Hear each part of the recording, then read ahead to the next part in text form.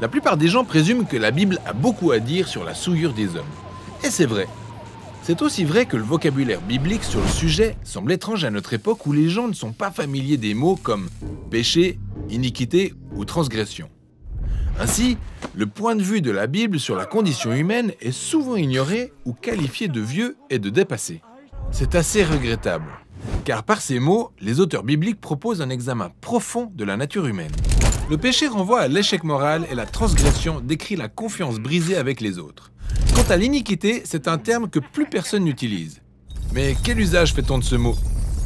Dans les traductions de la Bible, iniquité est parfois traduit par le mot hébreu avon. Il se traduit aussi par des mots comme méchanceté, culpabilité ou péché. Mais que veut réellement dire avon ? Le mot avon est un dérivé du verbe hébreu ava, qui signifie être courbé ou tordu. Le psalmiste dit au psaume 38 qu'il est ava, c'est-à-dire courbé de douleur. Ou, dans Lamentation 3, un sentier qui n'est pas droit est ava, c'est-à-dire tordu ou déformé.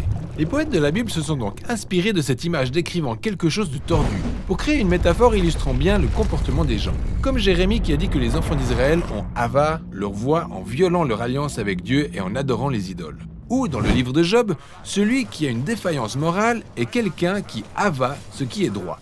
Dans les deux cas, une chose censée être droite ou équilibrée, vos choix ou votre conscience, a été déformée ou tordue. Dans la Bible, avon renvoie à tout type de comportement tordu, le genre de choses bannies par les 10 commandements. Mensonge, meurtre, adultère. En Ésaïe 59, avon décrit la corruption des dirigeants d'Israël ignorant les injustices faites aux pauvres. Le prophète adapte habilement la métaphore en disant « Nous avons commis tant d'avon, c'est-à-dire de crimes, que la droiture ne peut approcher. » La déformation morale avait atteint un tel seuil à Jérusalem que ce qui était tordu était désormais considéré comme droit. Une autre chose fascinante avec le mot avon est qu'il fait référence non seulement à un comportement déformé, mais également aux conséquences tordues. Les personnes blessées, les relations brisées, les cycles de représailles.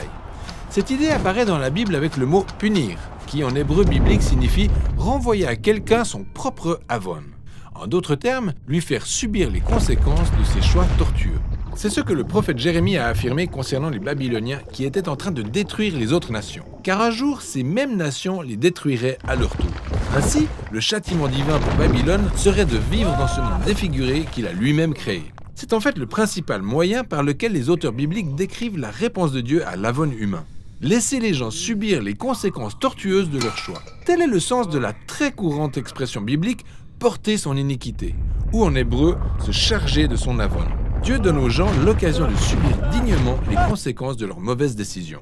Mais ce n'est pas la seule manière dont Dieu répond à l'avon dans la Bible. Il propose également de décharger le poids de l'avon des personnes corrompues par pure générosité. En fait, décharger le poids de l'avon est l'expression la plus courante en hébreu pour exprimer le pardon de Dieu. Dans le psaume 32, par exemple, le psalmiste dit « Je n'ai pas caché mes avons, j'ai dit « Je reconnaîtrai mes avons devant l'Éternel. Alors tu m'as déchargé de l'avon de mon péché. » En y réfléchissant bien, il y a de quoi être interloqué. Dieu pardonne aux gens en portant la responsabilité de leur avon. Ce principe culmine dans le livre d'Ésaïe, où Dieu désigne un personnage appelé le serviteur. Il incarnera l'amour miséricordieux de Dieu en se chargeant de l'avon de plusieurs et en se laissant écraser par ça. Ce serviteur absorbera la méchanceté de l'humanité en la laissant le submerger et le détruire. Mais ce n'est pas la fin de l'histoire.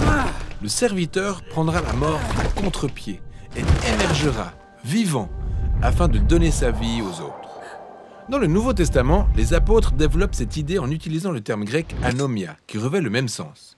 L'apôtre Paul a précisé que le serviteur dont il est question est Jésus, en disant « Notre grand Dieu est sauveur, le Christ Jésus.